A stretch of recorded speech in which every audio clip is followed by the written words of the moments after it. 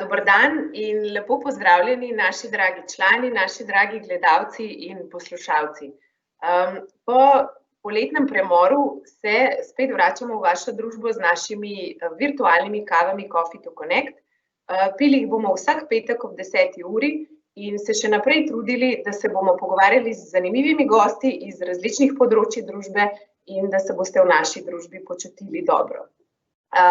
Danes bomo pa začeli malo drugače, v bistvu kar sami s sabo in bom danes mojo kavo pila z mojo šefico, z našo generalno direktorico Ajšo Vodnik.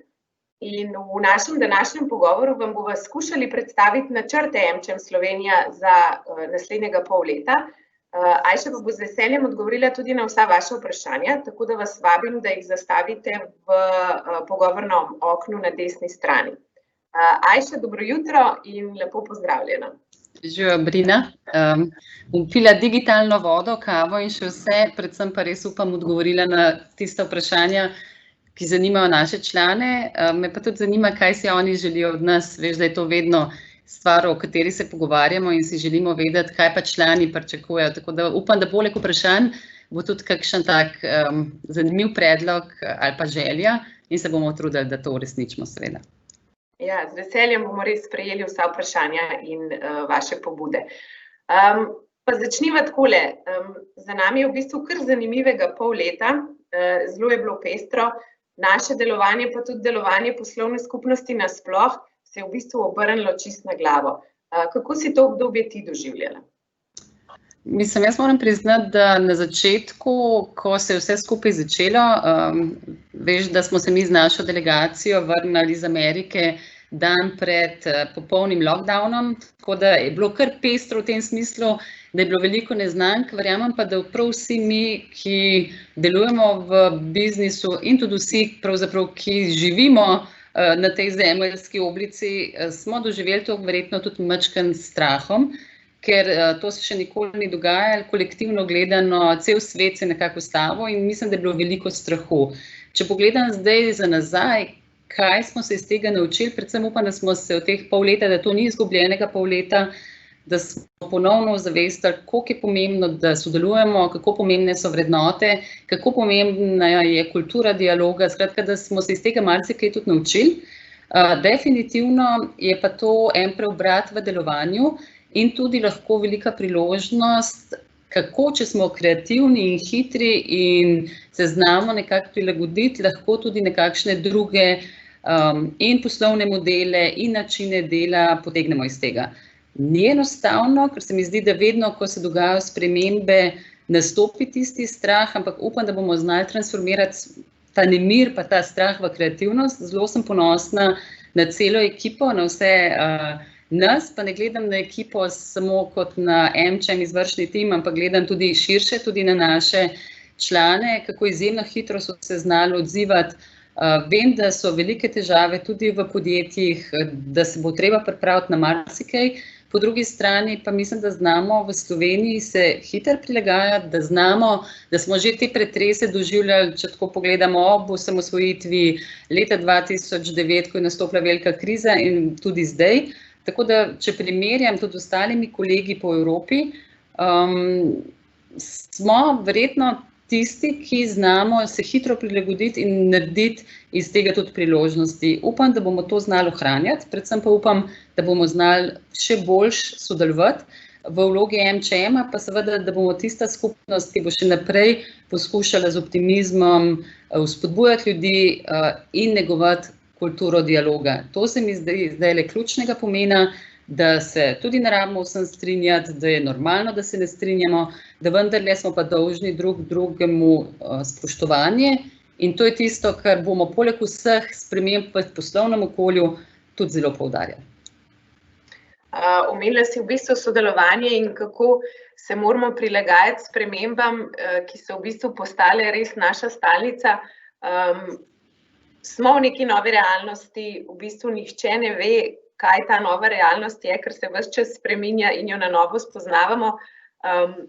In temu se prilagaja tudi AmCham Slovenija z našimi tematikami.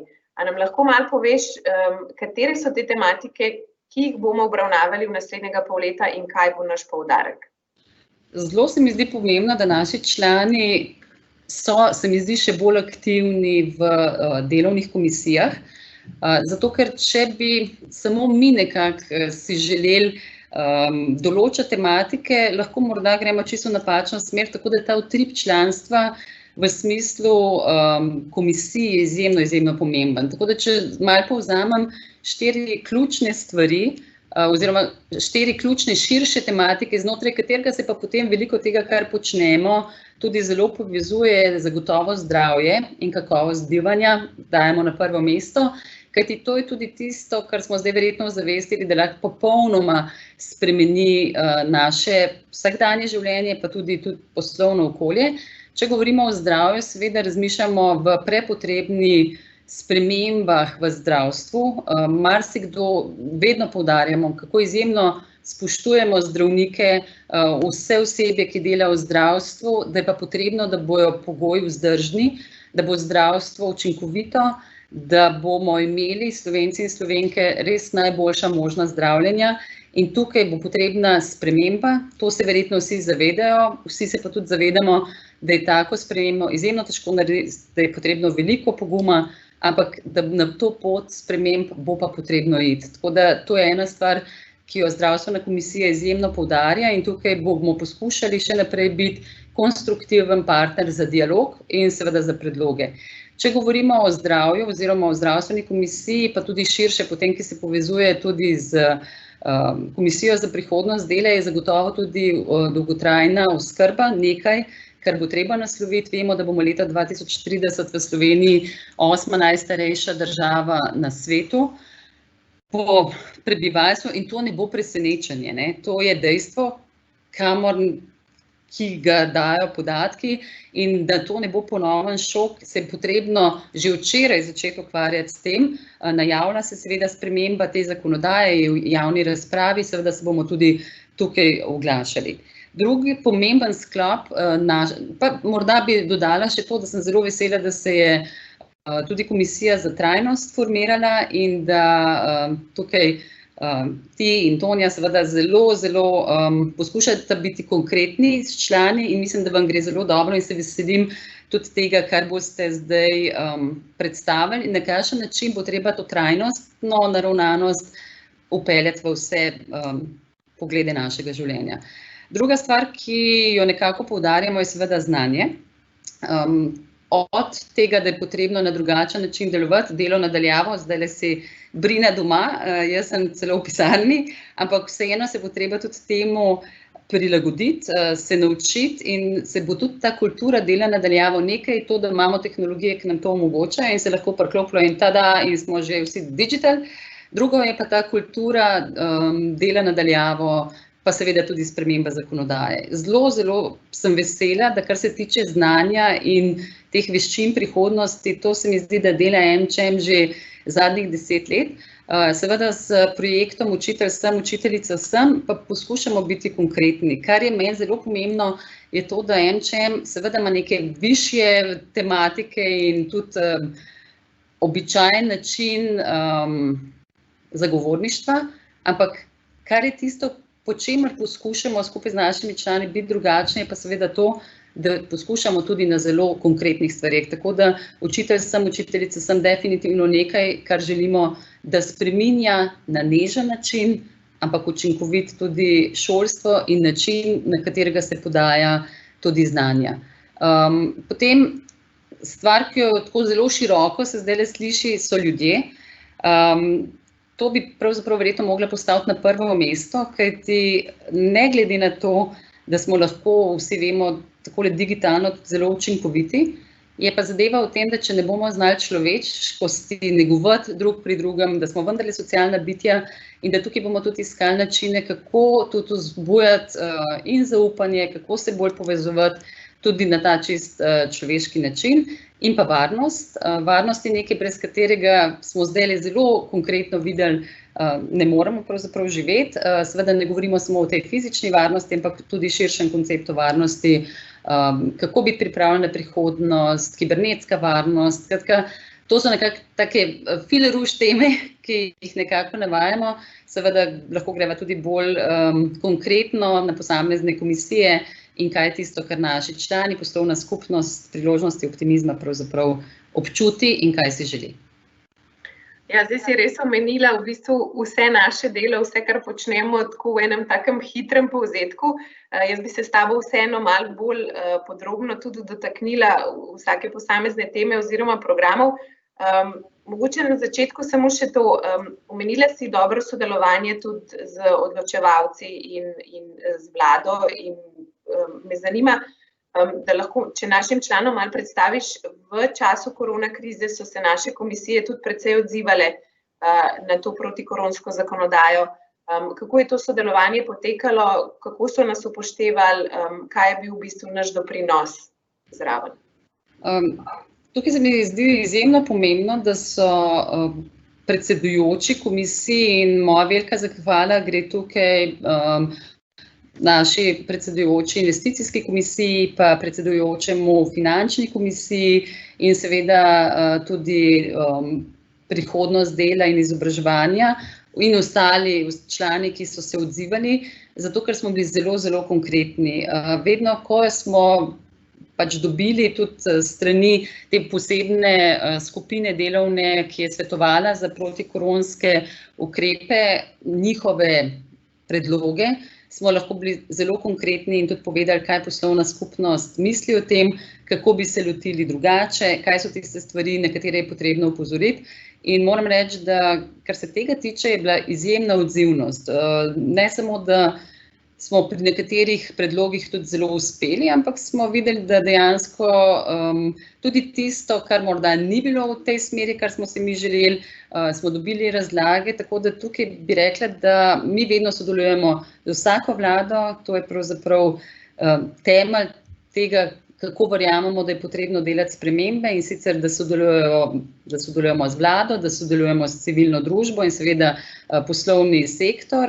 Prav tako se nam je zdelo pomembno, da smo se povezali z ostalimi združenji zbornicami in tudi med sabo delili mnenja, poglede, tudi drugemu razlagali, kako in bi bilo boljše seveda za Slovenijo in tudi za ta poslovni prostor. Seveda mi je pa tudi v tako veliko veselje in tudi čas, da se je gospodarski krog povezal z zbiranjem računalnikov za otroke, več kot 1000 smo jih zbrali in tudi ta del je pomemben, da ne pozabimo pa na tiste, ki pa že tako ali tako ne zmorejo, je pomembno, da saj v teh kriznih časih in tudi potem naprej smo družbeni odgovorni, tako da to se mi je zdelo izjemno pomembno.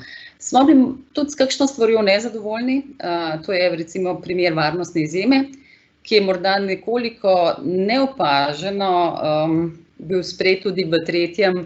protikoronskem paketu in sicer gre za to, da gre za presojanje ustreznosti investitorjev v primeru kritične infrastrukture. Menimo, da je ta del zelo nedomišljen, da pušča preveč odprtega in s tem povzroča zelo nezaželeno, že tako je veliko izzivov z predvidljivostjo, no ta določila pa določajo še toliko večjo nepredvidljivost za investitorje. Tako da tukaj recimo pa želimo tudi naprej še sodelovati z MGRT-jem, kako to spremeniti na način, ker verjamem, da si vsi želimo več investitorjev, da bo to bolj ustrezno. Tako da mi tukaj smo kritični, nismo pa kritizerski in to je nekako usmeritev zagovorništva MČM-a, da vedno pridemo s predlogi in zelo konkretnimi predlogi, seveda iščemo pa najboljše za Slovenijo in za ta poslovni prostor. In z vsem našim delovanjem, tudi v krizi, tudi v okviru gospodarskega kroga, v bistvu dokazujemo, da se s sodelovanjem da veliko dosežiti in da smo tako uspešnejši. Vmes že dobivava nekaj vprašanj tudi od naših poslušalcev, tako da mogoče, ko smo glih v tematiki, Miha, te zanima, če imamo s to vlado boljše odnose kot s prejšnjo. Sicer si že omenila, da sodelujemo z vsemi in da med njimi ne razlikujemo, pa mogoče, če bi se jaz še na to navezala, kaj bojo recimo naslednji koraki naših komisij do vlade oziroma kaj bomo predlagali? Zdaj, kar se tiče odnosa do vlade, kot si rekla, mi smo popolnoma apolitični, Vedno smo se pripravljeni srečati popolnoma z vsemi in strankami in predstavniki. Seveda nam je pomembna kultura dialoga in na ta delček nikoli ne bomo pozabili, zato ker se mi zdi, da tudi če bomo zelo pragmatični, ta del ne smemo spustiti, kajti če se bo družba razdvojila in ne bo več možno sodelovati, v bistvu negiramo sami sebe. Moram reči, da kar se tiče te vlade, so odprti za predloge, morda bolj kot je bila prejšnja, v tem smislu, da, ampak ne moramo biti pa tako, ne moramo posploševati. V nekaterih stvareh seveda hitreje pridemo do cilja, kar me izjemno veseli, je to, da so nam že vnaprej podali določene svoje poglede in da smo lahko vnaprej tudi predlagali. In ni bilo potrebno potem samo retroaktivno delovati in potem, ko je že vse sprejeto, sprejemati oziroma predlagati določene stvari. Ampak se mi zdi, da je tako kot na človeški ravni pač zelo pomembno, da se poslušamo, kar se tiče konkretno zdaj te vlade, se mi zdi in jim štejem pač v dobro, da so pripravljeni poslušati predloge poslovne skupnosti in upam, da bomo s tem tudi nadaljevali. Zdaj, kaj bomo mi naredili? Vse komisije bodo tudi ob tem, ko bomo gostili predsednika vlade 29. septembra na našem poslovnem zajtrku, podali tudi svoje take executive summary predloge. Seveda je potem, veste, v teh komisijah, Brina, ti to dobro veš, in seveda tudi Vida in Tonja in Nina, ki vodite komisijo oziroma ste koordinatorke, izjemno veliko usklajevanja dela, zato se nam zdi pomembno, da ljudje oziroma da v vladi temu prisluhnejo in vzamejo kot predlog. Naša želja ni, da smo mi tisti, ki določamo, ampak glede na to, da iz terena pride toliko koristnih stvari, se nam zdi izjemno pomembno, da to nekdo prebere, kajti pravzaprav pravimo določen del posvetovanj že prej in tudi s kompromisi, tudi mi med sabo pridemo z idejami, ki so potem lahko zelo konkretne in zelo koristne za Slovenijo, za slovensko gospodarstvo in seveda tudi za širšo družbo.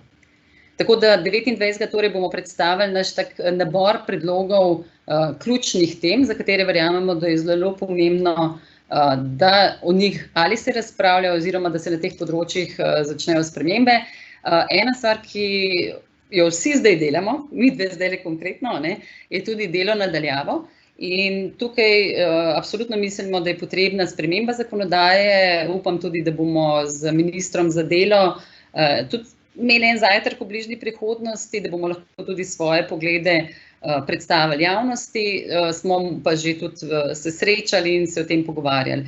Zagotovo, veste, da smo imeli že eno tako srečanje tudi z ministrom za infrastrukturo, ki tudi razume, da infrastruktura ni samo fizična infrastruktura, ampak je tudi digitalna infrastruktura.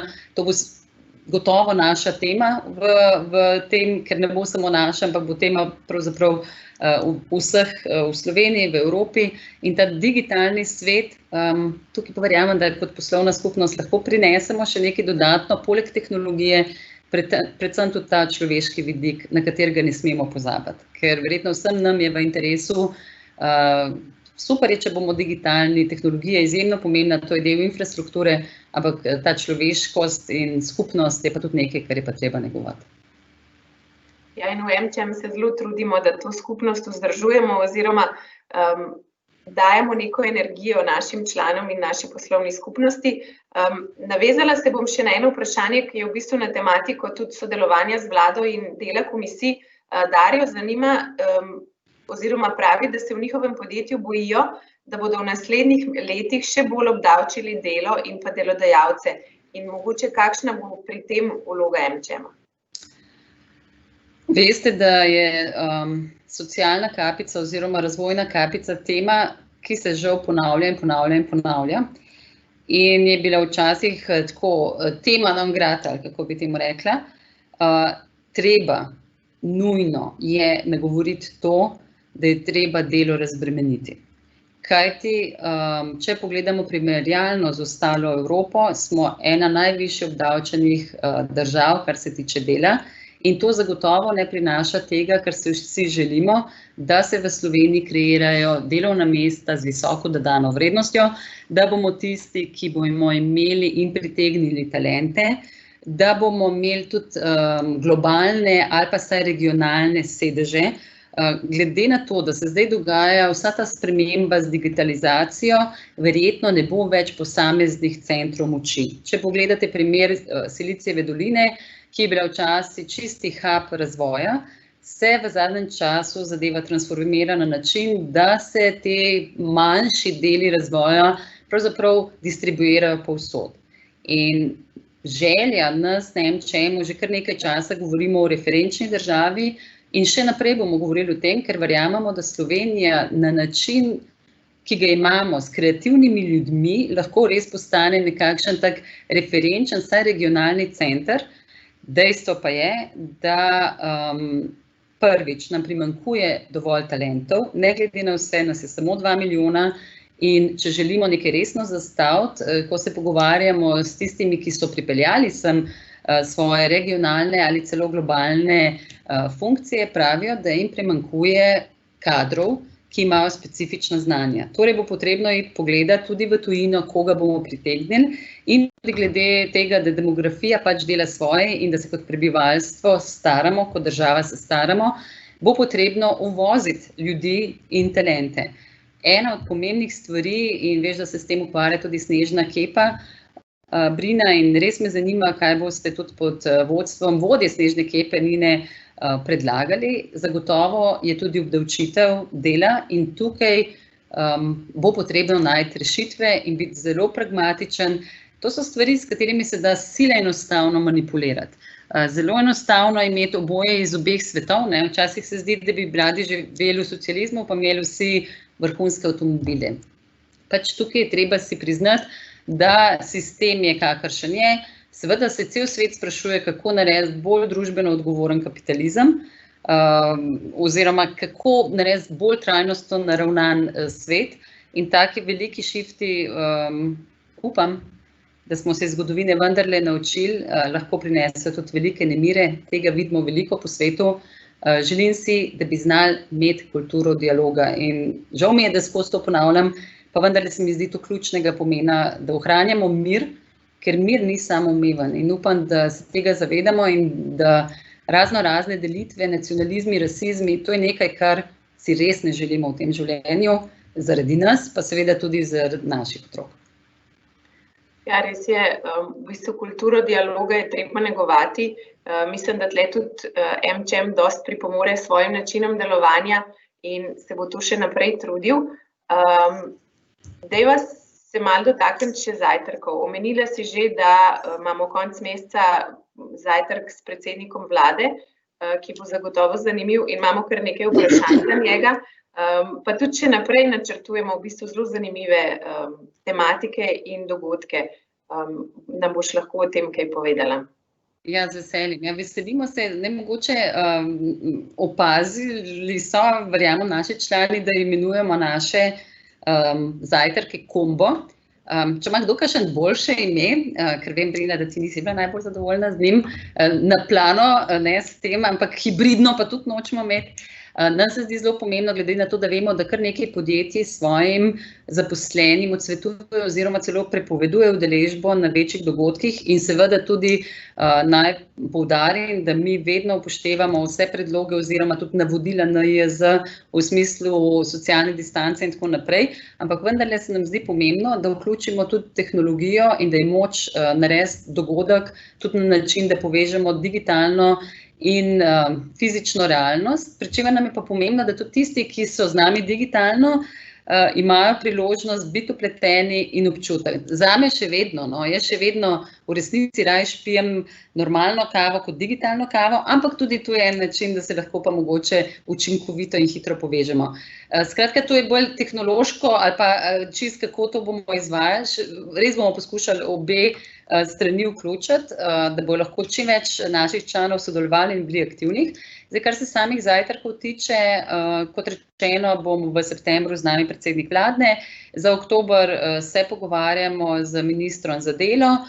Veste, da so letos tudi volitve, ameriške volitve, to je zdaj tema, s katero se ukvarja pravzaprav kar dobršen del sveta, kdo bo zdaj ali Trump ali Biden. Tudi na to temo bomo naredili že tradicionalno zajtrk, ponavadi smo imeli še election night, ampak glede na razmere se nam to zdaj trenutno je težko narediti na takšnem najtu tudi socialno distanco, tako da to ne bomo šli, bo pa sigurno ena taka vsebinska razprava in seveda potem decembrski, upam, da tradicionalni Miklavžev zajtrk z razglasitvijo najboljše poslovne prakse. Morda poleg zajtrkov, veste, da so za nas pomembna best of the best srečanja, ki so tokrat tudi bolj digitalna. Upam pa, da bomo na razglasitvi lahko tudi fizično čestitali zmagovalcem. Izjemne ideje, inspiracija za vse in že v naslednjem tednu bo prva tematika inovativnost. Še naprej bomo zelo aktivni z Leaders Clubom, kjer se tudi srečujemo v manjših skupinah, kar je v teh trenutkih zdaj veliko lažje. Vem pa, Brina, da bo partnerstvo za spremembe, zdaj pa lahko obrneva zgodbo, pa jaz začnem tebe spraševati, tudi se celo nekako povezal z OECD-om in tudi na širši ravni na konferenci predstavil, zakaj je pomembno, da sodelujemo. Seveda prihaja tudi nov razpis za predloge za izzive. Zanima me in sem prepričana vse nas, kaj se je zgodilo z lanskoletnimi izzivi.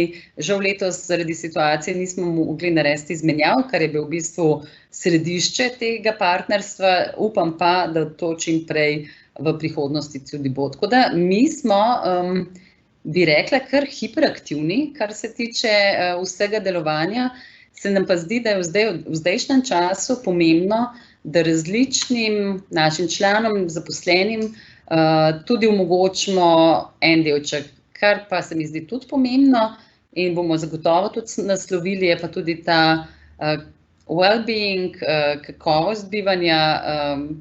Treba si je mogoče včasih priznati, čeprav smo vsi pogumni, ne, da morda kje tudi v liderstvu še ne vemo čisto dobro, tudi za vse tiste, ki vodijo ljudi, se je ogromno spremenilo, kako motivirati in tako naprej.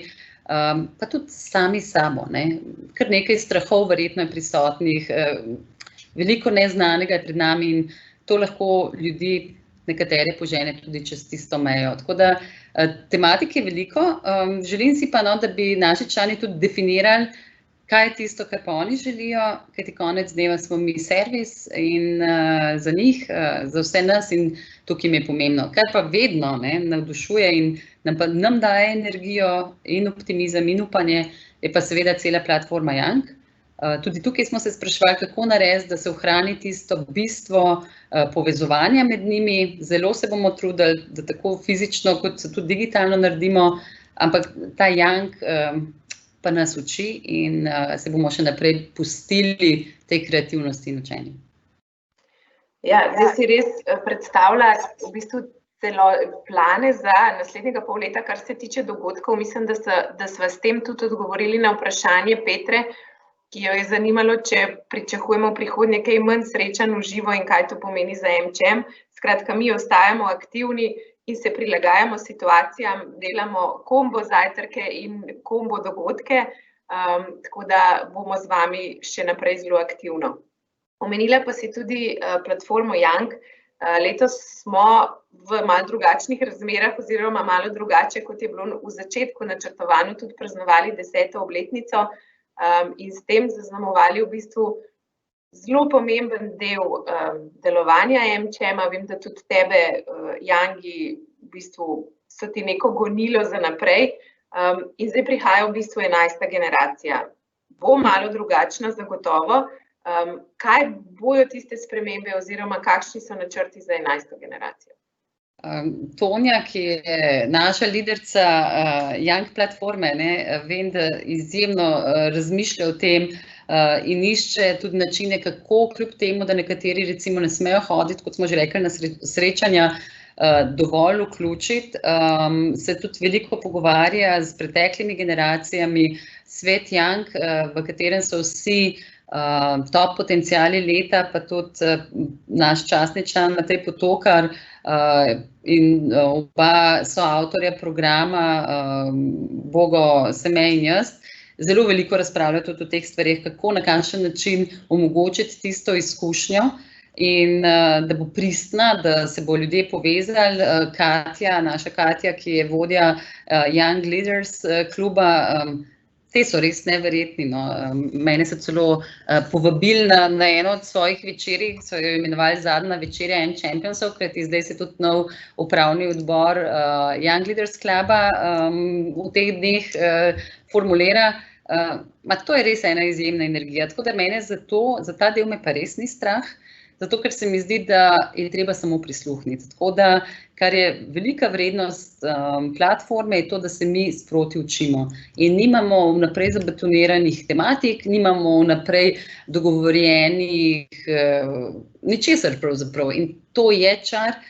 In morda je potrebno, da se ne samo naša poslovna skupnost, ampak tudi širše naučimo sprejemati ta flow, ki pač gre. Ni enostavno, ampak kot si rekla, spremembe so edina stalnica in to je tako z lahkoto reči. Mislim, to so neki taki buzzwordi, ki jih vsi malo, ne vem, nabijamo v tem. Pa vendarle bi si jaz želela, da ne bi bilo tega, da nam ne bilo treba kreirati kombo dogodkov, res ne maram mask, ampak pač jih je treba nositi. Tako da vsi si nekako mogoče želimo iti nazaj ni več. Pejmo naprej in se poslušimo in se učimo. In se tudi včasih, vsaj za trenutek, prepustimo. Jaz priznam, da marca, ko se je vse to zgodilo, ko se mi je zdel svet res črn, tako mislim, konc, kaj bomo zdaj, vse bo propadalo, nič se ne bo več dalo in tako. Res tudi mene postalo strah, tudi z odgovornosti do lastne ekipe, do širše poslovne skupnosti pa tako, ampak pol pogledaš okoli, tako malo padeš, se malo treseš in rečeš, ok, tako zdaj je, gremo naprej. In verjetno ta fleksibilen način razmišljanja je nekaj, kar nam daje moč. In jaz si včasih želim, da zjutraj, ko odprem oči, da bi bilo vse jasno in da bi mi nekdo kar odredil, v bistvu bi mi pa pol hitro postalo dolgčas. Tako da živimo v zanimivem času, ne najbolj enostavnem, ampak verjamem, da lahko pridemo ven kot zmagovalci in da če si bomo te izkušnje delili in bomo poskušali na ta način, bo tudi izjemno. Zdaj, kar je mogoče še ena stvar, ki jo nisva poudarili, pa bi jo vseeno rada, je pa tudi exchange. To je pa v bistvu ta most med korporativnimi in podjetniškimi izzivi. To je nekaj, kjer smo mi v obeh svetovih prisotni in kjer mislimo, da lahko zelo dobro povezujemo. In tukaj je tudi naš Mart, ki se je pridružil našemu timu, ki je tisti skrbnik najboljših izkušenj, tisti, ki bo to peljal in tudi tega se zelo veselim, ker ta svet ni več v silosih, ta svet je prepleten in tega se je treba zavedati in v tem začeti uživati. Ja, sodelovanje, učenje in prilagajanje bojo verjetno res neki buzzwordi naslednjega pol leta. Pa ko si omenila Marta, on je pač najnovejša pridobitev naše ekipe, se pa spremembe obetajo tudi v bistvu v vodstvu MČM oziroma v svetu guvernerjev. Naslednji teden oziroma čez 10 dni nas čaka naša redna generalna skupščina, kjer bomo dobili novega predsednika ali predsednico in pa nove člane sveta guvernerjev. A se mogoče že ve, kdo je med kandidati? Ja, 15. septembra bo že 22. generalna skupščina MČM-a. Vedno takrat izvolimo nove člane sveta guvernerjev, tokrat tudi predsednika. Način, kako prideti do mesta kandidata, dva načina so ta po statutu. Eden je, da te podpre 7 članov, predstavnikov članov, drugi pa, da te imenuje svet guvernerjev oziroma da da predlog svet guvernerjev. Tako da ta predlog je bil že sprejet, 8. bomo, če se bo še kdorkoli odločil, da ob podpori članov kandidira, razglasili vse kandidate. Zaenkrat je pa tako, da bo v bistvu 3 člani sveta guvernerjev ponovno kandidirali, kajti po statutu lahko kandidiraš 2-krat za 2-letni mandat in sicer ponovno bodo kandidirali Matej Zavrl, Tomaž Lanišek in Barbara Domicelj. Poleg tega pa bosta na 2 izpraznjeni mesti kandidirala še Nevenka Pergar, Češnar Pergar in pa Damjan Kralj, za predsednika MČM-a pa Blaž Brodnjak. Tako da, če pogledamo sestavo in ugled ljudi, ki so že v svetu guvernerjev in zdaj teh, ki so tudi novi kandidati. Se mi zdi, da se nam obeta en izjemno močen, predvsem pa zelo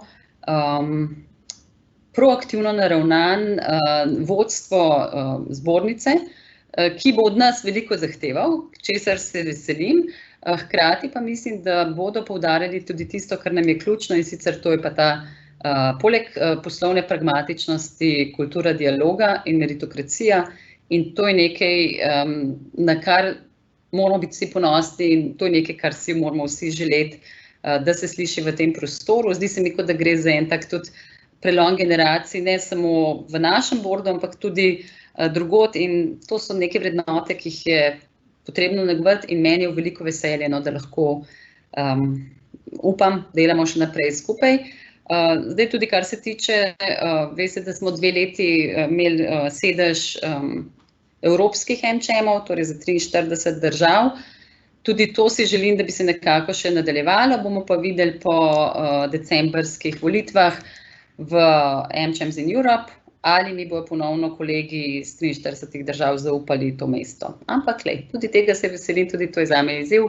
Če smo naredili stvari dovolj dobro, verjamem, da lahko še za 2 leti dobimo ta sedež. Če ne, bo imel pa kdo drug priložnost. Ja, ko si ravno omenila AmChams in Europe, zagotovo delamo oziroma delate z Nino tudi na evropski ravni zelo velike spremembe, kar priznavajo tudi drugi AmChami. Tle so dobili pa tudi eno vprašanje od gledalca, da si podpredsednica vseh AmChamov v Evropi in ga ali jo zanima, kakšni so kaj trendi oziroma pogledi AmChamov v Evropi, kaj se pri njih dogaja, kaj so pri njih glavne tematike, neke skrbi, kako je zdaj, kakšne so razmere pri njih? Zelo različno, Brina. Tukaj je tudi zelo evidentno, da je pogosto odvisno predvsem od ljudi, kakšni so, ali se zaprejo, ali jih je strah, kako hitro se prilagajajo.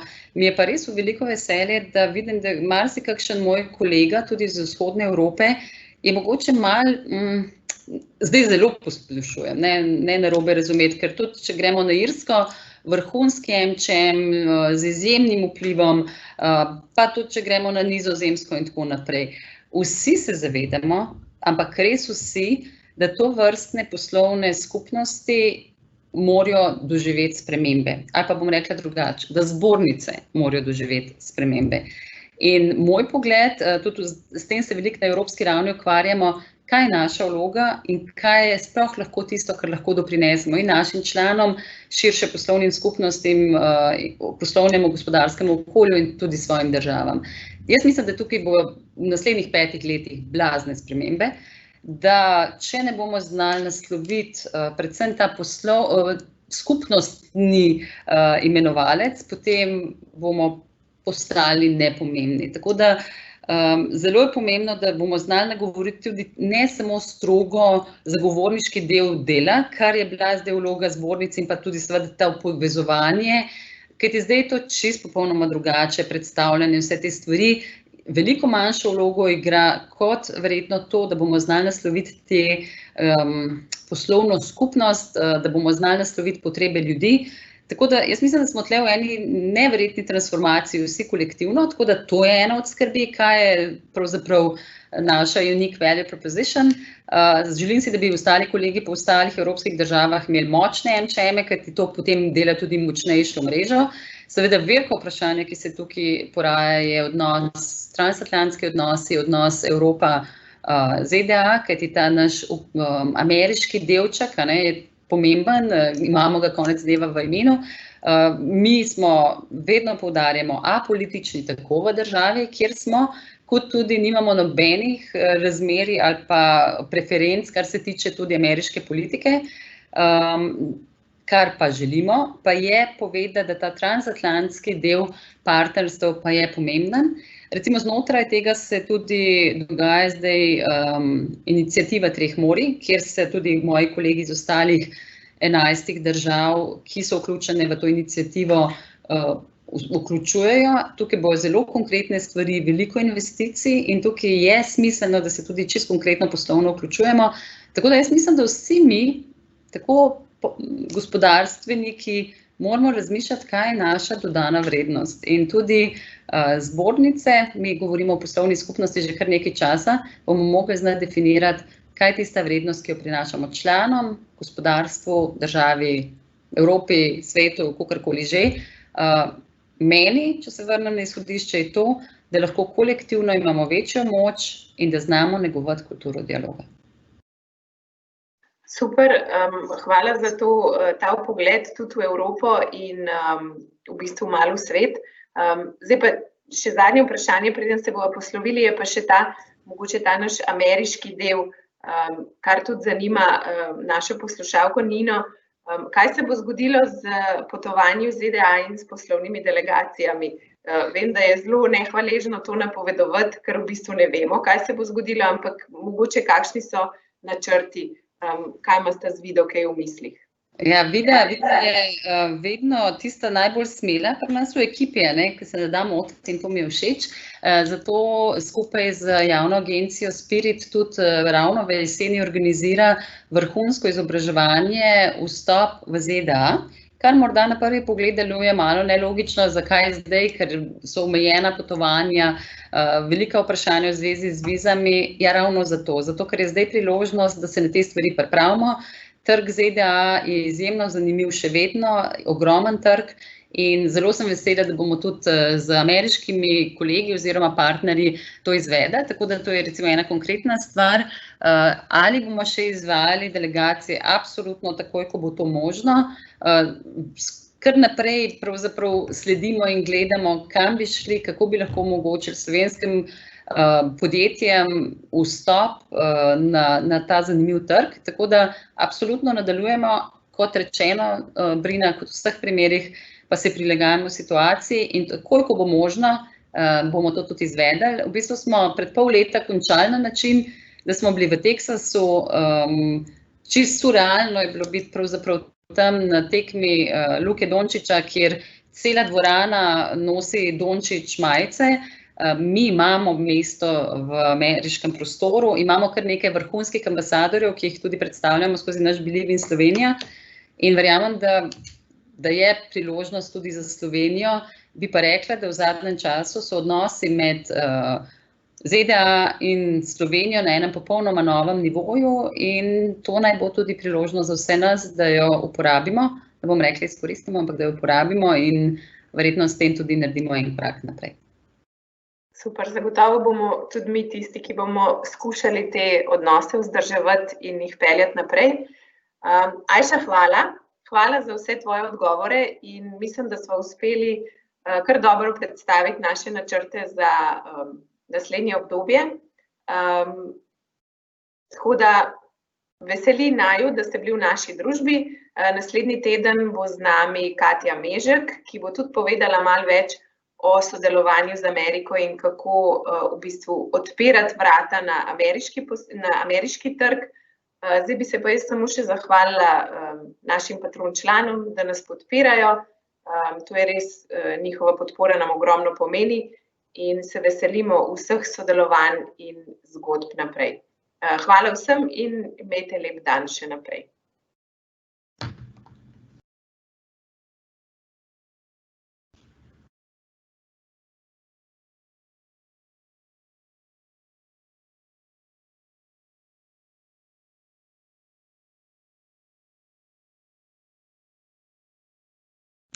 Thank you.